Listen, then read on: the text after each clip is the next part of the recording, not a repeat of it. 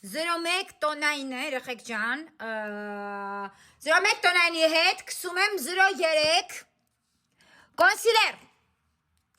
տեսնենք այս անգամ ոնց կլինի, եթե այդ տարբերակը անենք, ես միշտ 01-ի հետ 01 եմ կսում, բայց եկեք հասկանանք 01-ի հետ